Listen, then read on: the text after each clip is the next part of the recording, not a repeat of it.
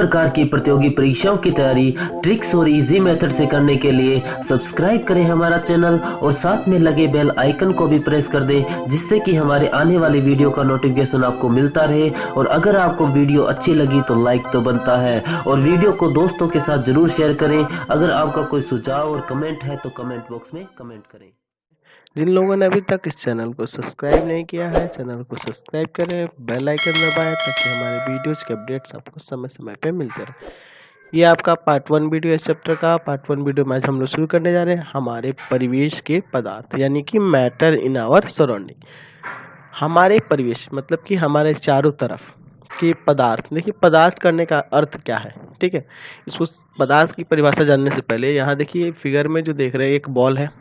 यह बॉल कुछ स्थान घेर रहा है और इस बॉल के द्वारा जो अधिकृत स्थान है वो उसका आयतन कहलाएगा, ठीक है, वह उसका आयतन कहलाएगा। अब इस बॉल को उठाइएगा तो उठाने में कुछ इसको बल लगाना पड़ेगा, यानी कि इसका कुछ भार होगा, और भार होगा तो वो वस्तु का क्या कहलाता है, द्रव्यमान कहलाता है। वह वस्तु का द्रव्यमान होगा। अब देखिए, इस बॉल को अगर आप कहीं ले जाना चाहें एक जगह से दूसरी जगह पे, तो आपको बल का प्रयोग करना पड़ता है, यानी कि वस्तुएं अवरोध भी उत्पन्न करती हैं, अवरोध लगेगा, ठीक है।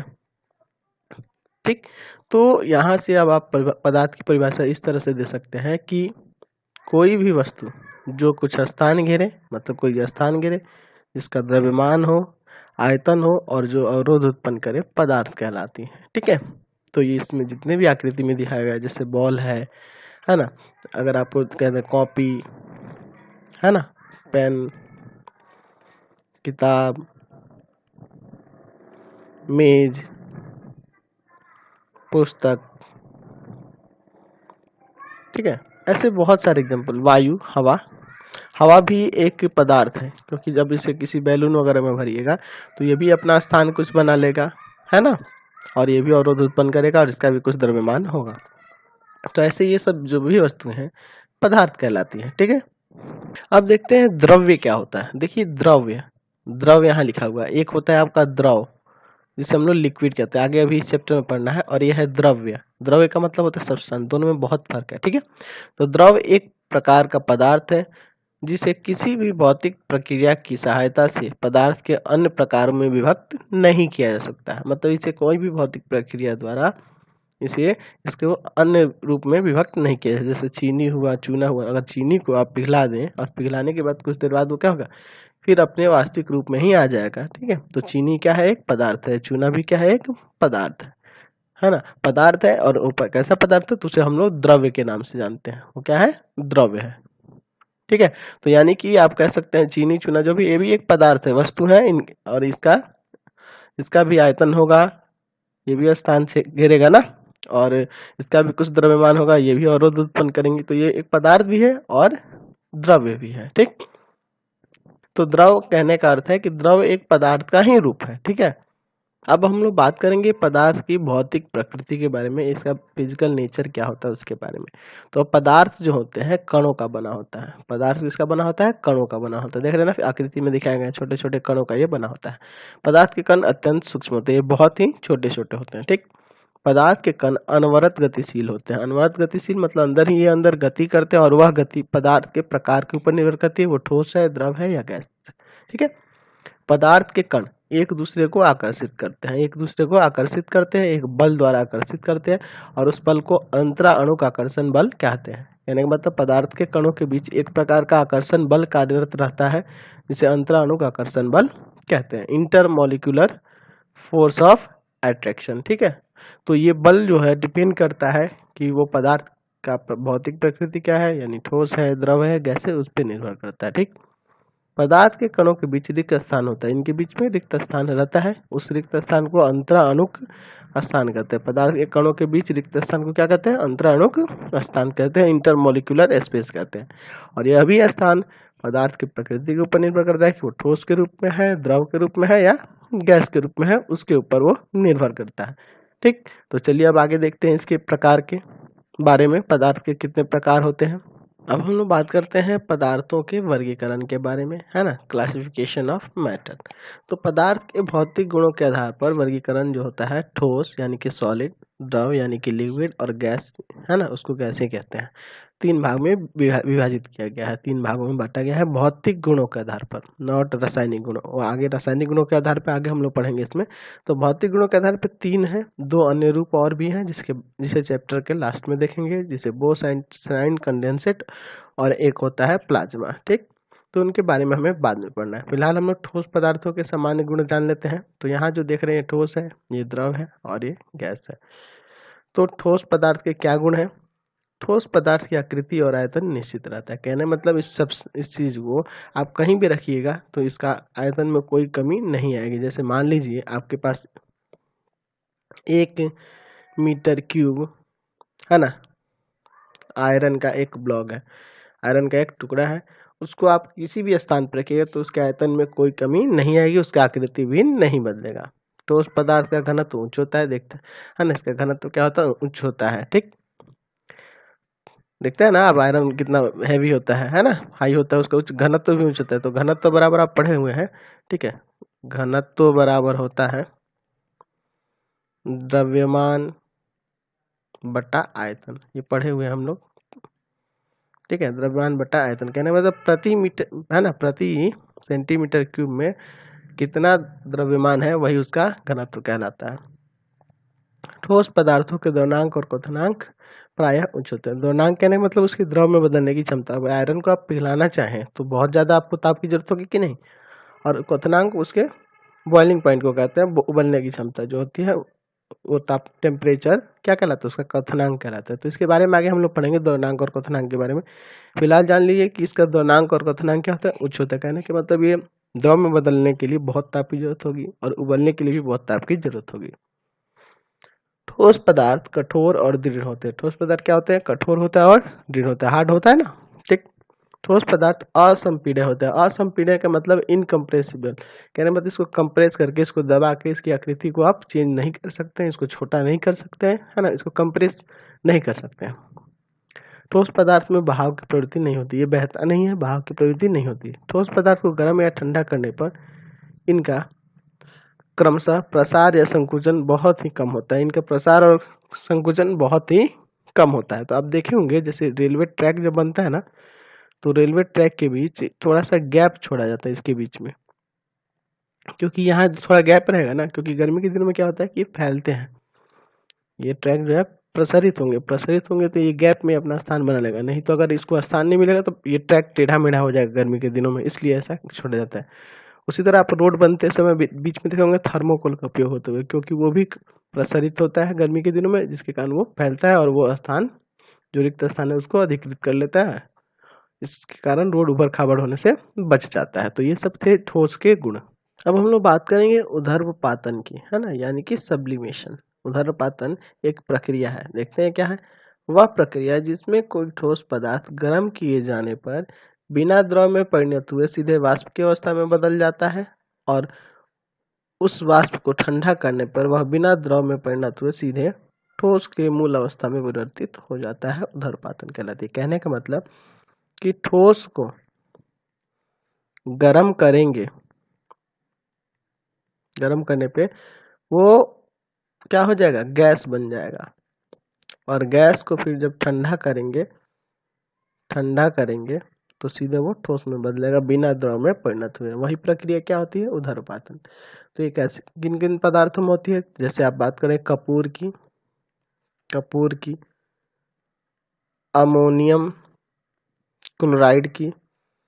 अमोनियम क्लोराइड जिसको नौसादर कहा जाता है, इसका इस्तेमाल प्रायः शराब वगैरह में भी लोग करते हैं। शुष्क बर्फ, ठीक है, ये सब जो है ये इसके उदाहरण है। यानी कि जो पदार्थ कह रहे हैं, यहाँ देखिए लिखा है ऊर्ध्वपातन के फलस्वरूप प्रायः ठोस पदार्थ ऊर्ध्वपात कहलाते हैं। यानी कि ये सब क्या कहलाते हैं? ऊर्ध्वपात कहलाते हैं। ठीक, अब देखिए जैसे यहाँ हमें कपूर लिए हैं, कपूर को गर्म कर रहे हैं तो ये जो वाष्प में बन रहा है, क्या बन रहा है? वाष्प में बदल जा रहा है, यानी कि यहाँ से गैस के रूप में ये परिणत हो जा रहा है, यानी ये ऊर्ध्वपाती पदार्थ है। ठीक है, तो इन सब में ऊर्ध्वपातन की क्रिया होती है। अगला बात करते हैं विसरण क्रिया यानी डिफ्यूजन। ठीक है। विसरण प्रक्रिया क्या होता है पहले ये जान लेते हैं। विसरण वह प्रक्रिया है जिसमें किसी द्रव के कण किसी अन्य द्रव से प्रवेश करते हैं। ठीक है, द्रव्य के कण यानी सब्सटेंस। ठीक है, ये द्रव्य यहाँ ध्यान रखेंगे, द्रव लिक्विड नहीं है, यहाँ सब्सटेंस है। तो जिसमें किसी सब्सटेंस के कण किसी अन्य द्रव्य में प्रवेश करते हैं, किसी अन्य सब्सटेंस में प्रवेश करते हैं। तो प्रायः जो ये विसरण की क्रिया होती है ठोस पदार्थों में नहीं होती है, ठोस पदार्थों में नहीं होती है। ठीक है, लेकिन अगर हम देखें, जैसे मान लीजिए कि उदाहरण लेते हैं कॉपर और एक लेते हैं जिंक, है ना, दोनों जिंक और कॉपर धातु को एक साथ अगर सटाकर कुछ वर्षों के लिए रख दिया जाए, दोनों को एक साथ जोड़कर कुछ वर्षों के लिए रख दीजिएगा, तो क्या होंगे कि ये आपस में सट जाते हैं, इस आपस में सट जाते हैं। यहाँ की यानी कि इनमें विसरण की क्रिया कुछ हद तक होती है। ठीक है, कुछ हद तक होती है, ये बहुत ही कम होती है, बहुत ही धीरे धीरे होती है। ठीक है, तो विसरण की क्रिया ठोस पदार्थों में ना के बराबर होती है। ठीक, क्योंकि इसमें बहुत सारा टाइम लग जाता है ना, कुछ वर्षों तक रखेंगे तब आपको देखने को ये मिलेगी। अब हम लोग चर्चा करेंगे द्रव के सामान्य गुणों के बारे में। ठीक है, द्रव के सामान्य गुण क्या होते हैं उसको देखते हैं। द्रव की आकृति निश्चित नहीं होती, द्रव की आकृति निश्चित नहीं होती किंतु आयतन निश्चित होता है। चलिए इसको समझते हैं। यहाँ ग्लास में वाटर रखा हुआ है, कटोरी में फिर उसी पानी को डाला गया और फिर उसी पानी को इस ग्लास में, पतले वाले ग्लास में डाला गया है। ठीक है, ये थोड़ा पतला है, ये थोड़ा मोटा है, यानी कि इसकी त्रिज्या कम है, इसकी त्रिज्या अधिक है, और एक कटोरा है। तो देख रहे हैं इनकी आकृति निश्चित नहीं है, जिस बर्तन में जा रहा है उसी का रूप ले रहा है, लेकिन आयतन निश्चित रहेगा, वो पानी में कमी नहीं आएगा, जितना है उतना ही रहेगा। ठीक है, इसलिए इसकी आकृति जो है निश्चित नहीं रहती, आयतन निश्चित रहता है। द्रव का घनत्व उसके ठोस रूप के घनत्व से कम होता है। कहने मतलब ये जो है वाटर है, अगर ये बर्फ रहता, ठीक है, बर्फ रहता तो उसका घनत्व जो होता हाई होता है इसकी अपेक्षा। ठीक है, द्रव प्रायः असंपीड्य होता है, द्रव को भी आप दबाकर इस पे दाब बनाकर इसको छोटा नहीं कर सकते, इसका आयतन में कमी नहीं ला सकते हैं, इसके आयतन में आप कमी नहीं लगा सकते हैं द्रव पे दबाव बना। द्रव के दोनांक और क्वथनांक ठोस पदार्थों से प्रायः कम होते हैं। ठीक है, ये इसका दोनांक और क्वथनांक क्या होता है, ठोस पदार्थों से प्रायः कम होता है। द्रव पदार्थ में बहाव की प्रवृत्ति पाई जाती है। यहाँ पे अगर इसको फर्श पे गिरा दिया तो ये बहेगा, इसमें बहाव की प्रवृत्ति पाई जाती है। ऐसा क्यों होता है, क्योंकि द्रव के कण जो होते हैं ना ठोस की अपेक्षा थोड़ी दूरी पे होते हैं, जिसके कारण इनके बीच का अंतराणु का स्थान भी ज्यादा रहता है और अंतराणु का आकर्षण बल कम रहता है ठोस की अपेक्षा। विसरण की बात करें तो द्रव में परस्पर मिश्रित होने की प्रवृत्ति पाई जाती है, क्योंकि इसमें बहने के गुण है, इसमें बहाव के गुण के कारण ये आपस में मिश्रित हो सकते हैं। जैसे दूध और पानी को आप आसानी से मिश्रित कर सकते हैं कि नहीं। द्रव का जमना यानी कि फ्रीजिंग ऑफ लिक्विड, किसी भी द्रव का ठोस रूप में परिवर्तन द्रव का जमना कहलाता है। ठीक है, यानी कि जैसे पानी है, पानी को बर्फ में बदल देना द्रव का जमना कहलाता है। कहने का मतलब है कि पानी जो द्रव होता है उसमें जमने की प्रवृत्ति होती है। ठीक, समझ गए ना। अब देखिए विसरण का जो आप देख रहे हैं, यहाँ देखिए विसरण जो है वो निर्भर करता है उसमें डाले गए पदार्थ के ऊपर। जैसे मान लीजिए यहाँ स्याही डाली जा रही है, इसमें इस पानी में स्याही डाली जा रही है और यहाँ शहद डाल रहा है, तो ये विसरण निर्भर करता है, ये स्याही पे निर्भर करता है, इस शहद पे निर्भर करता है कि ये किस तरह के पदार्थ है। तो यहाँ स्याही देख रहे हैं पूरे इसमें ये जल्दी से फैल गया है, यहाँ देख रहे हैं ना इस आकृति में, लेकिन ये जो है शहद धीरे धीरे विसरित हो रहा है यहाँ पे। यानी कि इसमें जो विसरण की प्रकृति है वो निर्भर करती है उस पदार्थ के ऊपर। ठीक है, इसको ध्यान रखेंगे आप कि वो कितना तेजी से होगा, विसरण कितना तेजी से होगा उसके ऊपर निर्भर करता है। चलिए आगे बात करें तो वाष्पन, वाष्पन भी एक तरह की प्रकृति है ना, एक तरह का प्रकृति है जो द्रव में पाया जाता है। ठीक है, इवोपोरेशन, किसी द्रव का, ये परिभाषा इसके पहले देख लेते हैं। वाष्पन होता क्या है, किसी द्रव का कमरे के ताप या द्रव के क्वथनांक के नीचे के तापों पर वाष्प में बनकर धीरे धीरे वायुमंडल में जाने की प्रक्रिया वाष्पन कहलाती है। मतलब समझेंगे, कमरे के ताप पर यानी नॉर्मल टेम्परेचर पे तथा द्रव के क्वथनांक मतलब बॉइलिंग पॉइंट से जस्ट नीचे के ताप पर वाष्प में बदलने की जो धीरे धीरे वायुमंडल में जाने की जो प्रक्रिया होती है उसे हम लोग क्या कहते हैं, वाष्पन कहते हैं। यानी कि द्रव को वाष्प में बदलने की जो प्रक्रिया है वो वाष्पन होती है, और वह कमरे के ताप पे वाष्पीकृत हो या उसके क्वथनांक से नीचे के ताप पर वो वाष्पीकृत हो। ठीक है, वही क्या प्रक्रिया होती है, वाष्पन होती है। अब वाष्पन को कौन कौन से प्रभावित करने वाले कारण है उसको देख लेते हैं। पहला, द्रव की प्रकृति, मतलब कि वो द्रव है कैसा, जल है ना, जल है, तेल है, ये किस तरह का द्रव है उसके ऊपर निर्भर करता है। द्रव का क्वथनांक जितना ही कम रहता है उसका वाष्पन उतना ही तेजी से होता है, यानी कि उसका क्वथनांक, ठीक है, बॉइलिंग पॉइंट जितना कम रहेगा उसका वाष्पन तेजी से होता है। इस चीज को याद रखेंगे। द्रव का ताप, द्रव का ताप जितना ही अधिक होगा उसकी तीव्रता से द्रव का वाष्पन होगा, मतलब उसका टेम्परेचर यानी ताप जो होगा जितना ही अधिक होगा उतना ही वाष्पन तेजी से होता है। द्रव का पृष्ठीय क्षेत्रफल, जैसे इस बर्तन में रखा गया है ये, ठीक है, अब इसका पृष्ठीय क्षेत्रफल बढ़ा के एक बड़े से बर्तन में इसको रखा जाए, बड़े से बर्तन में रखिएगा तो ये जल्दी वाष्पीकृत होगा, ठीक है। ये द्रव की सतह का क्षेत्रफल जितना अधिक रहता है द्रव का वाष्पन उतना ही तेजी से होता है। चौथी बात करें वायु का वेग, जितनी अधिक तेज वायु होगी, है ना, हवादार स्थान पर जहाँ वायु वेग का वेग अधिक रहता है द्रव का वाष्पन तेजी से होता है ना, कितना जितना ही वायु का वेग तेज होगा वाष्पन जल्दी जल्दी होगा। आर्द्रता, ह्यूमिडिटी, ह्यूमिडिटी कहने का मतलब है कि वायु में उपस्थित जलवाष्प की मात्रा के ऊपर भी निर्भर करता है, ठीक है। तो आर्द्रता क्या है कि वायु में उपस्थित जलवाष्प की मात्रा आर्द्रता कहलाती है। तो आर्द्रता जितना ही कम रहेगा, यानी वायु में जितना ही नमी कम रहेगा वाष्पन तेजी से होगा, ठीक है, इसको ध्यान रखेंगे आप। अब देखते हैं वाष्पन की क्रिया के कारण ठंडा उत्पन्न होता है, कैसे उत्पन्न होता है उसको समझते हैं, ठीक है। वाष्पन की क्रिया से ठंडा कैसे उत्पन्न, अब जनरली आप इतर वगैरह हाथ पे जब लगाइएगा तो आपको देखिएगा, या फिर आफ्टर शेविंग आता है ना, वो जो इतर जो फेस पे आप लोग लगाते हैं, ठीक है, शेविंग करने के बाद, या फिर कोई स्प्रे ही हुआ तो उसको हाथ पे मारने पे वो देखते हैं वो ठंडा हो जाएगा, या पेट्रोल हाथ पे लगाइएगा तो आपको थोड़ी देर बाद ठंडक महसूस होता है, क्योंकि वहाँ जो पेट्रोल लगाते हैं हाथ पे तो वो वाष्प में तुरंत बदलता है जिसके कारण आपको ठंडा महसूस होता है। ऐसा क्यों होता है?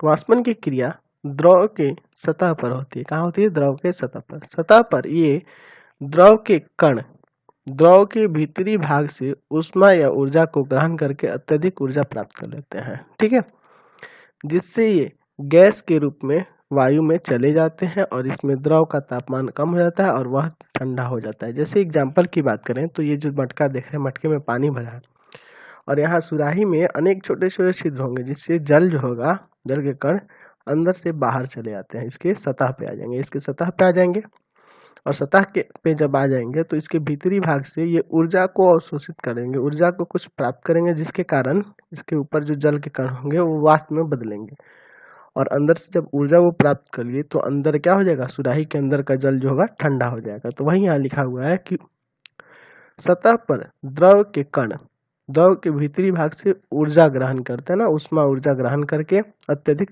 ऊर्जा प्राप्त कर लेते, तो अंदर से ऊष्मा प्राप्त करेंगे जिसके कारण अंदर का पानी जो होगा क्या हो जाएगा, ठंडा हो जाएगा, ठीक है।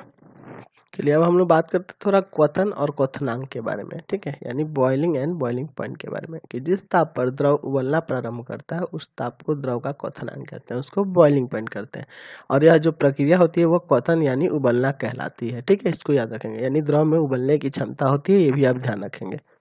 अब हम लोग बात करते हैं गैसों के सामान्य गुणों के बारे में, ठीक है। तो गैसों के सामान्य गुण की बात करें तो गैस का ना तो आकृति निश्चित होती है और ना ही कोई आयतन निश्चित रहता है। कहने का मतलब यह है कि इसको जिस बर्तन में रखेंगे उसी का रूप ले लेगा। अगर आप मान लीजिए गैस जो है आप छोटे वाले टंकी में रखते हैं, छोटे वाले सिलेंडर में रखते हैं तो उसमें पूरी तरह से वो भर जाएगा, और बड़ा वाला भी रखेंगे तो उसमें पूरी तरह से ही वो जगह स्थान बनाएगा, ठीक है। तो कहने का मतलब कि वो जिस जिस चीज में जाएगा उसके हिसाब से वो अपना आकृति निश्चित कर लेता है, ठीक है। कहने का मतलब इसके कणों के बीच आकर्षण बल जो होता है बहुत ही कम होता है और ये कण बहुत ही दूर दूर होते हैं जिसके कारण ऐसा होता है। बल कम होने के कारण ये कण एक दूसरे से दूर जाते हैं, जिसके कारण अगर एक कमरे में 1 लीटर, है ना, 1 मीटर क्यूब वायु को, है ना, आप छोड़ते हैं इस कमरे में तो पूरी तरह से पूरे कमरे में अपना स्थान ग्रहण कर लेगा। कहने का मतलब यही है कि इसका ना तो आकृति निश्चित रहता है और ना ही आयतन। ठोस या द्रवों की तुलना में गैस का घनत्व तो निम्न होता है। गैस का जो घनत्व होता है ठोस और द्रव की तुलना में कम होता है। सामान्य वायुमंडलीय दाब पर किसी गैस के द्रवनांक और क्वथनांक कमरे के ताप से कम होते हैं, ठीक है। इसका द्रवनांक और क्वथनांक क्या होता है, कमरे के ताप से कम होता है, ठीक है, सामान्य वायुमंडलीय दाब पे, ठीक। गैसों की संपीड्यता बहुत अधिक होती है, ये गैस संपीडय होते हैं, ठीक है, गैस संपीडय होते हैं। जैसे कहने का मतलब यह है कि जैसे यहाँ एग्जांपल में दिखा रखे आपको, एक सिरिंज लिए हैं जिसके ऊपर एक रबड़ कॉर्क लगा दिए हैं, यहाँ वायु का कण है, अब इसको दबाइएगा ना ऊपर से तो दबेगा दबेगा दबेगा, इतना तक दबेगा। इसके बाद आपको दबाने में बल लगाना पड़ेगा। आप इस एक्सपेरिमेंट को घर पे देख सकते हैं। सामने से मुंह बंद कर दीजिए इसका, उसके बाद दबा डालिएगा तो ये पूरी तरह से बैठाइएगा, है ना। लेकिन जब इसको छोड़िएगा तो ये पीछे की तरफ बल आरोपित करेगा और ये पीछे खिसक जाएगा अपने आप ही, ठीक है। यानी कि ये क्या कहते हैं, वायु के कण क्या हो जाएंगे, संपीड़ित हो जाएंगे। इससे ये पता चल रहा है कि गैस की संपीड़ित बहुत अधिक होती है, गैस संपीड़ित होते हैं, ठीक। गर्म या ठंडा करने पर गैस प्रसारित या संकुचित किया जा सकता है। उसको प्रसारित या संकुचित किया मतलब उसका प्रसार और संकुचन मतलब इकट्ठा होना, संकुचित किया जा सकता है। गैसों का विसरण, डिफ्यूजन ऑफ गैस, घनत्व के अंतर रहते हुए भी गैसों के परस्पर मिश्रण हो सकते मिश्रण हो जाना एक स्वाभाविक प्रक्रिया है। प्रक्रिया को गैसों का विसरण कहते हैं। सॉरी, इसको फिर से पढ़ देते हैं। घनत्व में अंतर रहते हुए भी गैसों के परस्पर मिश्रण होने की स्वाभाविक प्रक्रिया को गैसों का विसरण कहते हैं, ठीक है। गैसों का विसरण कहते हैं, ठीक है। तो ये विसरित हो जाते हैं, गैस विसरित होते हैं, डिफ्यूजेज होते हैं। गैसों का संघनन यानी कंडेंसेशन ऑफ गैस, पदार्थ के गैसीय रूप का द्रव रूप में परिवर्तन गैस का संघनन कहलाता है। कहने के मतलब जैसे अगर मान लीजिए आपके पास जल के वाष्प है, जल के वाष्प है, उसको जब ठंडा किया जाएगा, जब उसको ठंडा किया जाएगा तो वो किस में बदल जाएंगे, जल में परिवर्तित हो जाएंगे ना। यानी कि गैस जो होते हैं उनमें संघनन क्षमता होती है, वो संघनित हो जाते हैं, ठीक है। तो हम लोग एक विसरण का एग्जांपल देख लेते हैं। जैसे इस देखिए इस बीकर में यहाँ पे H2 यानी हाइड्रोजन गैस है और यहाँ ऑक्सीजन गैस है। यहाँ एक ढक्कन लगा दिया ताकि एक दूसरे से ना मिले। जब इस ढक्कन को हटाया जाएगा तो ये दोनों आपस में तुरंत विसरित हो जाएंगे, यानी ये तेजी से विसरित होंगे, ठीक है। ये ध्यान रखेंगे क्योंकि इसमें बहाव की प्रवृत्ति तेजी से होती है। एक बात आती है आपकी इसमें क्रांतीय ताप की, यानी कि क्रिटिकल टेम्परेचर, ठीक है। क्रिटिकल टेम्परेचर क्या होता है, क्रांतीय ताप क्या होता है कि जिस निश्चित ताप से अधिक ताप पर गैस संघनित हो ही नहीं सकती। कहने मतलब जो ताप निश्चित है उससे अधिक ताप पर अगर गैस कोई संघनित नहीं हो सकती, चाहे उस पर दाब अब कितना भी अधिक बढ़ा ले, इस ताप को क्रांतीय ताप कहते हैं, यानी क्रिटिकल टेम्परेचर कहते हैं। जैसे आप यहाँ आकृति में देख रहे हैं, यहाँ जो है जलवाष्प का संघनन दिखाया गया है। यहाँ देखिए इसमें बर्फ डाला हुआ है, ये बाहरी सतह पे आप ये जल के कण देख रहे हैं ना, ये वायुमंडल से आ गए हैं, यानी ये संघनित हो रहे हैं, ठीक है। बात करते हैं गैस का दाब, प्रेशर ऑफ गैस। तो बर्तन की दीवारों के प्रति इकाई क्षेत्रफल पर गैस के कणों द्वारा आरोपित बल गैस का दाब कहलाता है। कोई बर्तन होगा तो उस बर्तन में वो जो गैस के कण होंगे उसके प्रति इकाई क्षेत्रफल पर मतलब सभी जगह ऊपर नीचे सभी जगह ये दाब आरोपित करता है और उस दाब को क्या कहते हैं, गैस का दाब। वायु का दाब वायुमंडलीय दाब कहलाता है। वायु का भी दाब जो होता है वायुमंडलीय दाब कहलाता है। समुद्र तल पर वायु का दाब एक वायुमंडल कहलाता है। समुद्र तल पे जो वायुमंडल का दाब होता है उसे एक वायुमंडल कहा जाता है और उसका मान जो होता है एक वायुमंडल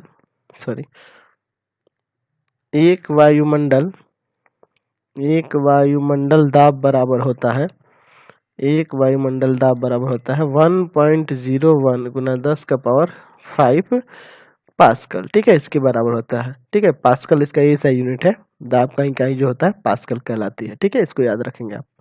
अब हम लोग बात करते हैं पदार्थों की अवस्थाओं का पारस्परिक परिवर्तन। ये पारस्परिक परिवर्तन क्या होता है, ठीक है।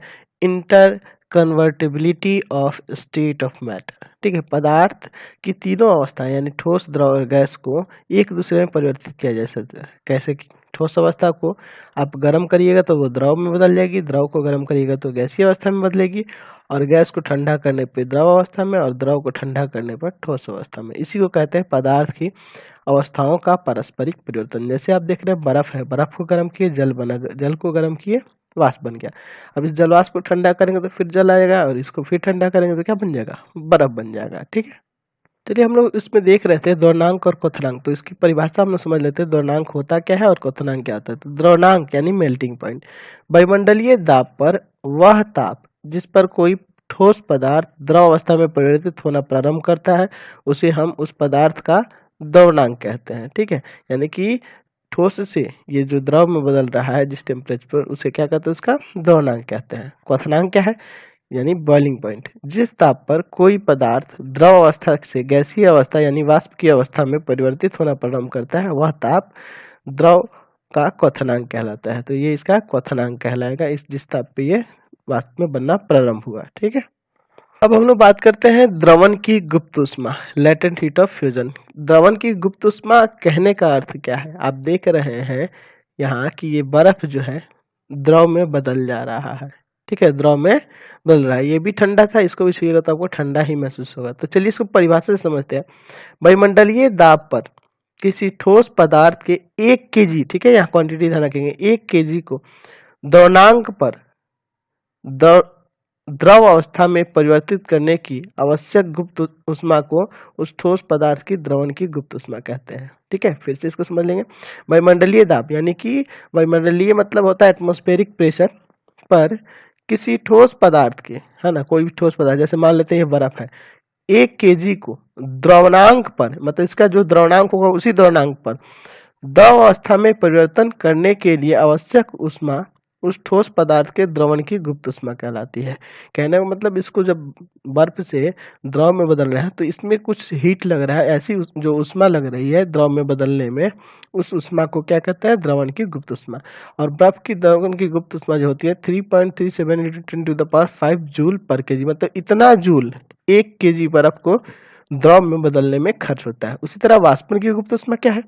तो जो द्रव से गैस में बदल रहे हैं ना, यानी जल को जब हम वाष्प में बदल रहे हैं उसमें जो उष्मा खर्च हो रही है उसी को कहते हैं। यहाँ पढ़ देते परिभाषा। वायुमंडलीय दाब पर किसी द्रव के 1 kg को उसके क्वथनांक पर के ताप के बिना परिवर्तन लाए, ठीक है, उसके ताप में बिना परिवर्तन लाए द्रव अवस्था से गैसीय अवस्था में परिवर्तन करने के लिए आवश्यक उष्मा को द्रवण की वाष्पन की गुप्त उष्मा कहते हैं। कहने का मतलब यह है कि ये जो 1 kg जल होगा, उस जल को, है ना, कोई भी द्रव, ठीक है, कोई भी द्रव हो उसके लिए बात हो रहा है, लेकिन हम लोग एग्जांपल लेके चल रहे हैं जल का।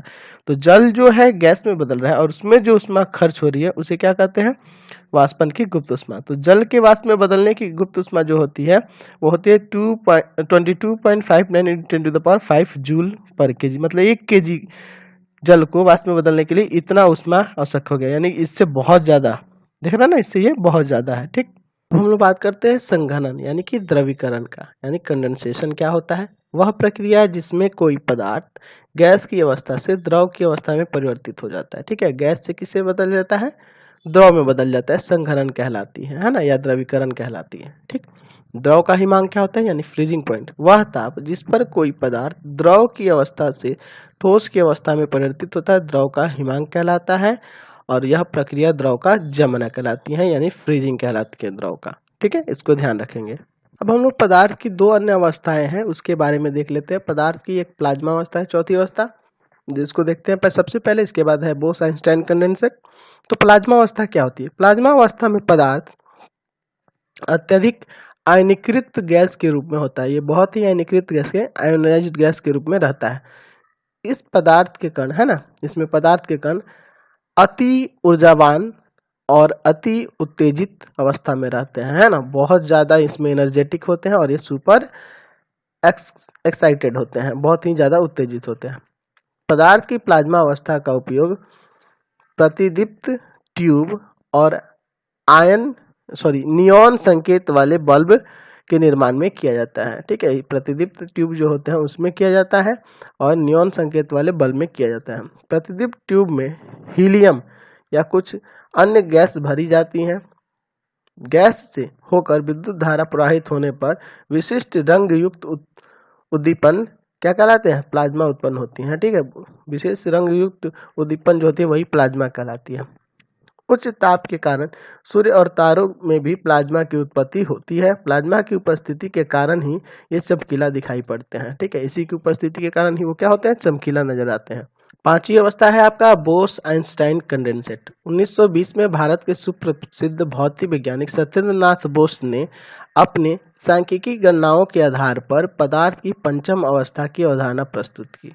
ठीक है, विश्वविख्यात वैज्ञानिक आइंस्टाइन ने भी प्लाज्मा की इस अवस्था की संभावना का पुनर्नुमान लगाया। ठीक है, यानी कि बोस ने भी अनुमान लगाया था और आइंस्टाइन ने भी, तो इसलिए बोस आइंस्टाइन इसका और कंडेंसेट नाम रखा गया। ठीक है, बाद में अमेरिका के 3 वैज्ञानिकों ने एक टीम ने पदार्थ की इस अवस्था की प्राप्त करने में सफलता पाई। ठीक है, इन लोगों ने अति निम्न घनत्व, है ना, अति निम्न घनत्व यानी कि वायु के घनत्व का 10 का पावर -5 भाग, बहुत ही कम वाली गैस की अति शीतलिता, है ना, अति शीतलिता, सॉरी अति शीतलित, अति शीतलित मतलब होता है बहुत ज्यादा ठंडा करके लगभग 2 × 10⁻⁷ केल्विन ताप पर, बहुत ही कम ताप है, इस अवस्था को प्राप्त किया। इस अवस्था को बोस-आइंस्टाइन कंडेंसेट यानी कि BEC कहते हैं, ठीक है।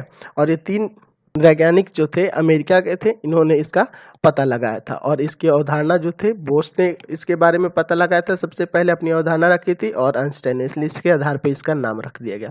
तो चैप्टर आपका एंड हो गया। चैनल को सब्सक्राइब कर दे, बेल आइकन दबा दे और ज़्यादा से ज़्यादा दोस्तों में शेयर कर दे।